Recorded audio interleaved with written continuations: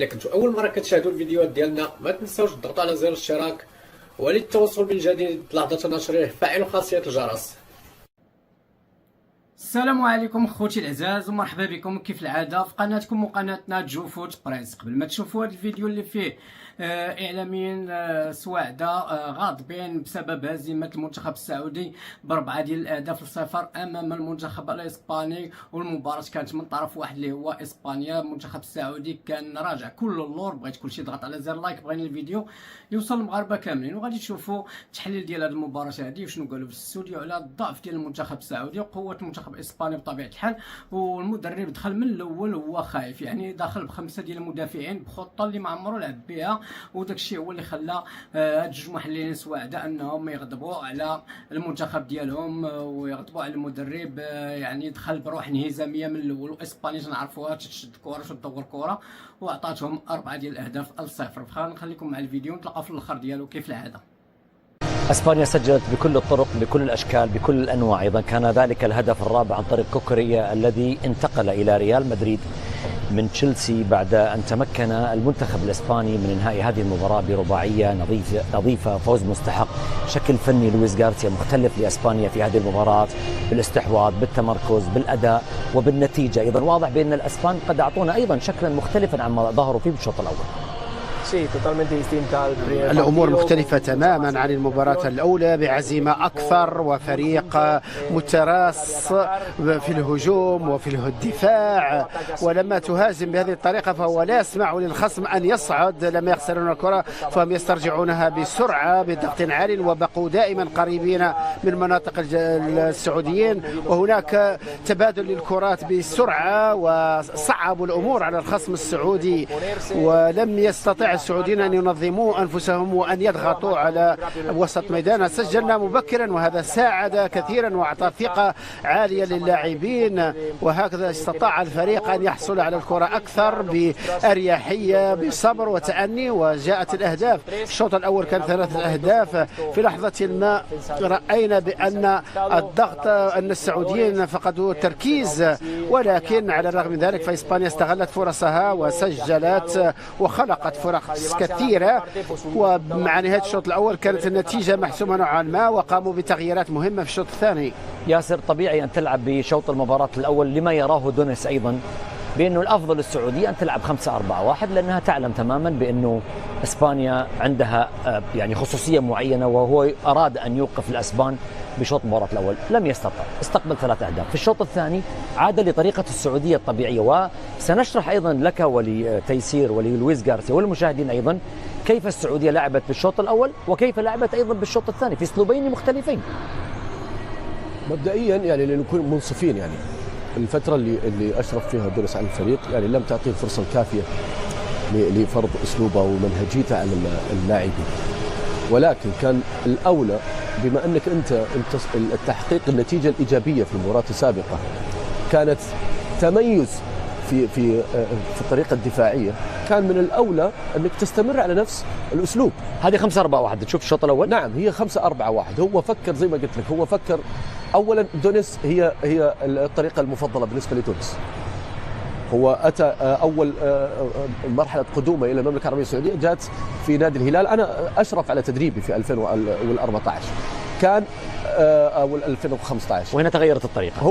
هو يعني تعجب اللعب ال5 أو ال3 مدافعين خلينا نقول، لكن الأهم هو ما هي الطريقة المناسبة للفريق ولا العناصر اللي أنت تملكها. أنت قدمت مستوى نوعا ما إيجابي دفاعيا في المباراة السابقة، كان من الأولى الاستمرار على بنفس الأسلوب اللعب، وحتى التغييرات في التشكيلة. هو أخرج أهم لاعب في هذه المنظومة اللي هو كلب.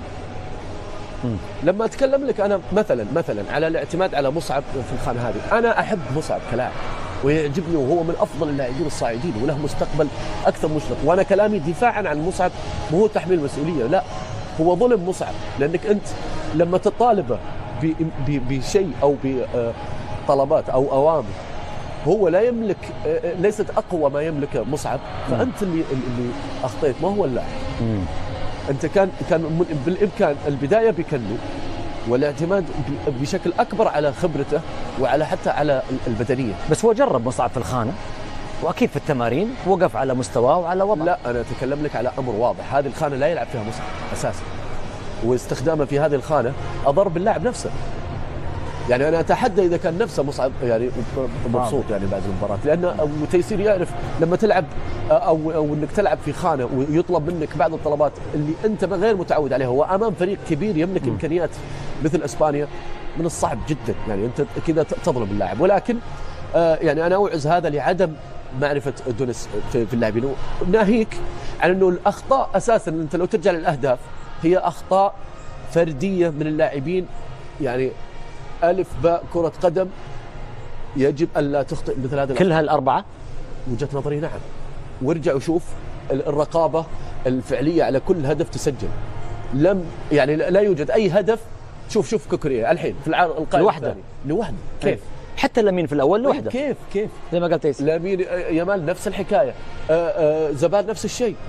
الاعتماد ونسيان الرقابة والاعتماد على الكثافة العددية والكم داخل ال 18 هو اللي يعطى اللعيبه الاتكاليه والتهاون في الرقابه. والطريقه الدفاعيه او حتى الهجوميه هي ليست بالكم، هي بالكيف. نعم، حتى لو تدافع بعدد اقل. هذا الهدف الاول. تيسير، رايك بما حدث في هذه المباراه بشكل عام؟ من تحمل مسؤوليه الخساره الرباعيه هذه؟ والله شوف، أكيد في كرة القدم الكل يتحمل، ولكن احنا نتكلم على الطريقة اللي يجدونها اللاعبين السعوديين.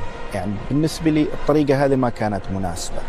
مباراتنا مع الأورجواي دخلنا المباراة بنفس طريقتنا المعتادة اللي اللاعبين يحبونها، بنفس الطريقة دخلنا في جو تنافسي من البداية، بينما مباراة اليوم دخلنا في جو سلبي من البداية، انك تلعب ب5 مدافعين، تعطيت إيحاء للمجموعة أنك تدخل تدافع.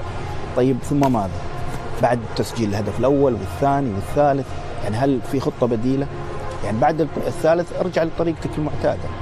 أيضا أتفق مع الكابتن ياسر أنه أنت خرجت أفضل لاعب في وسط الملعب، محمد كنو لا يعني ما في مدرب يتخلى عنه. تقصد ما بدأت فيه من البداية؟ نعم، لاعب عنده خبرة، ثالث مونديال، قوي في الالتحامات في نص الملعب. صحيح.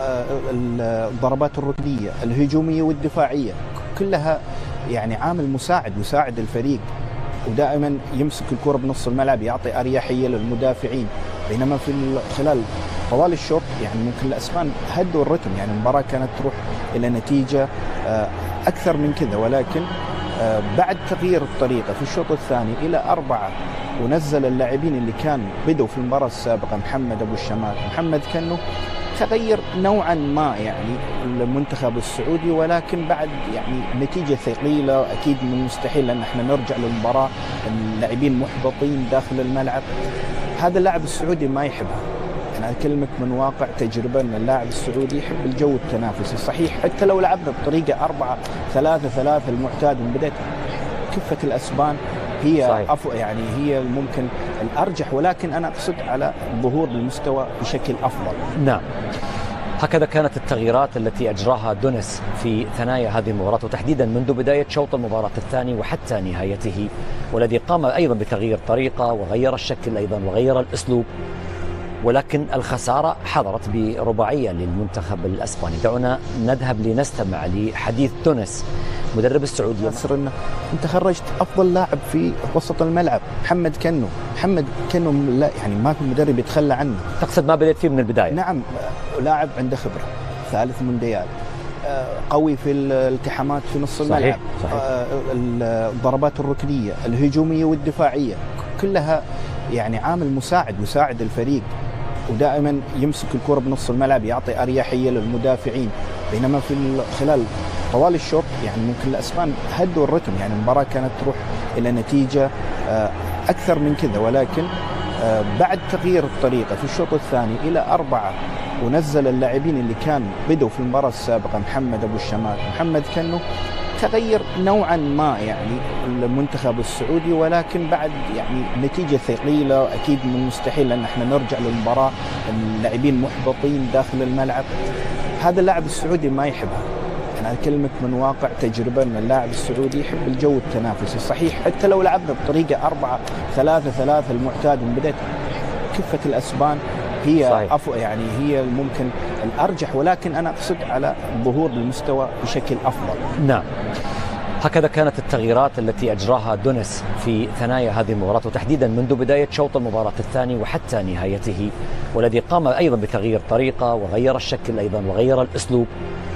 ولكن الخسارة حضرت برباعية للمنتخب الأسباني. دعونا نكرم السعودية بالتأهل للدور القادم والانتصار على الرأس الأخضر. استمعت لحديث لويس غارسيا وأيضا لحديث دونيس، وقال بأنه من الدروس المستفادة من خلال هذه المباراة ياسر بأننا أن نتعامل مع المباريات بشكل أفضل، ليس بمثل هذا التعامل الذي تم التعامل فيه.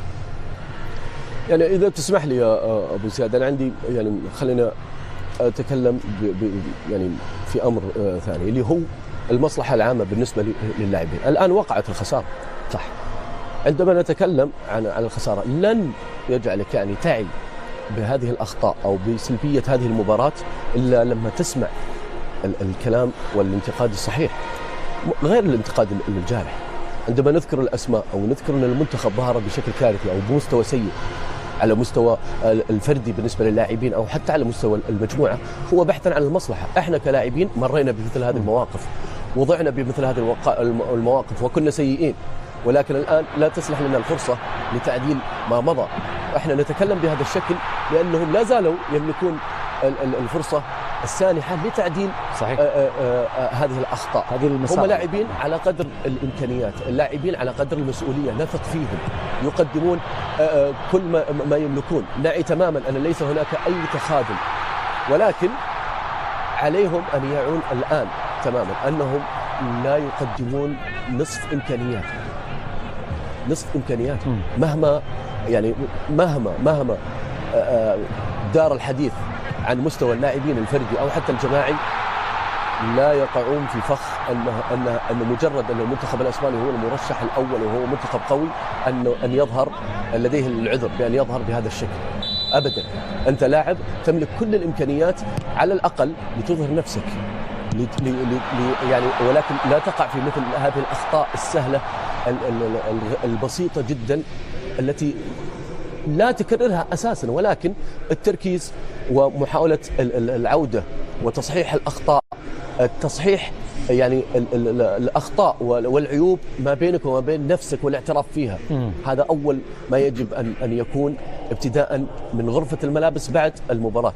ممتاز. وأنا أعتقد أنهم هم بإذن الله قادرين على أنهم يعوضون الجماهير السعودية إن شاء الله، ويعوضون أنفسهم ويثبتون للعالم أجمع أنهم يستحقون أن يكون في هذا المكان بإذن الله تعالى. دعونا كما شفنا الخوت يعني منتخبات العربيه يعني تيخسروا بحصص ثقيله، ما فهمتش شنو وقع لهم، واش الخلعه، واش يعني جراو في الاول، حيت في الاول كلهم كانوا تيقول لك باغيين من المغرب وصل نصف نهائي كاس العالم في قطر، قال لك حتى حنا غادي نوصلوا للنهائي. كاين اللي بعض يعني بحال المصري حسام حسن قال لك باغي يدير اللقب ولا وصل للنهائي وما داش اللقب، فتيتسمى فشل ديالو. سبحان الله.